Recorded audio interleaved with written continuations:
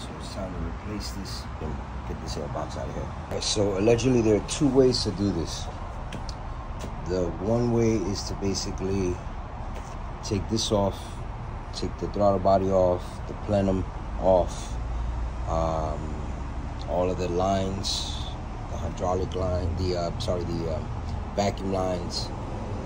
The other way is to actually just remove the alternator, because you have to take out the alternator anyway, so there's nothing gonna be lost there. So I'm gonna try this way. So again, that's the bushing that you gotta kind of knock out there.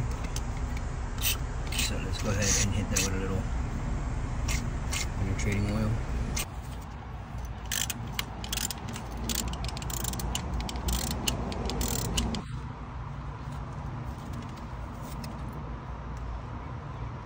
Take the belt off. Take that off so I can create space, and allegedly you gotta tap on this, so I'm screwing it back in so that I can tap on it. And so we did this right.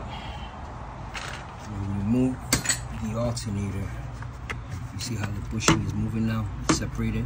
So that's my understanding, that it just has to move. So let's go ahead and see if we can shift this, because it has to drop actually. There we go.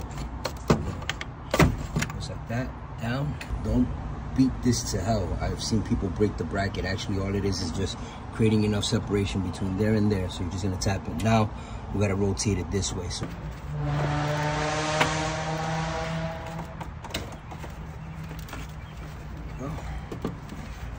now you gotta disconnect those two cables back here. This plug, just squeeze this, and the other one is this screw right here. So this is a 13.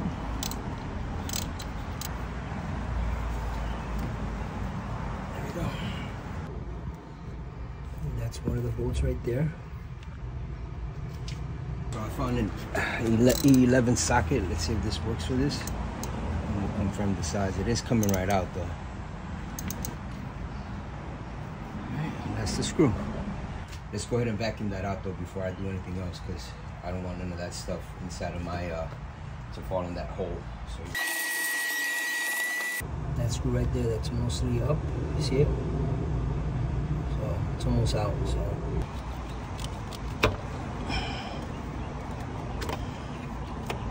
there we go. Let's go ahead and get the new tube in there with the seal.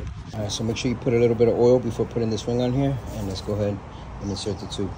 The tube is mostly in back there, but you kind of gotta force it down. So after you put the tube in, now you gotta put these bolts back in, and you gotta make sure you put some Loctite on them. So let's go ahead and get this reassembled.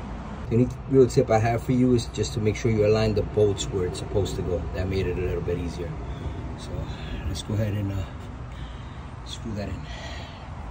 The tube is in, as you can see, and you can definitely get it done this way. Is it uncomfortable? Extremely, but it does work. So let's move this around.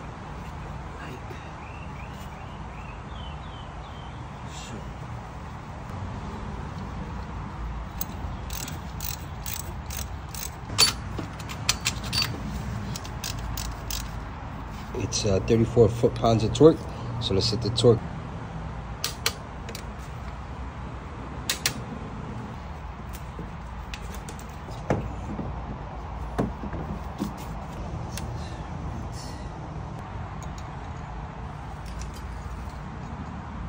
There you have it. This is all done. Remember, the oil filler comes to this side, not that side. I'm hoping. So I had to undo one of the coolant hoses, so hopefully it didn't get air in the system. Alright, so this is my bootleg solution here, temporarily.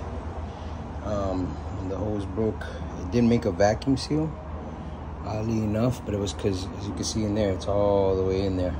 Anyway, she's fixed now. So I'm just gonna take her for a ride, make sure everything's okay. Everything's working right. It smells good. Just took it for a ride now just to make sure everything's good.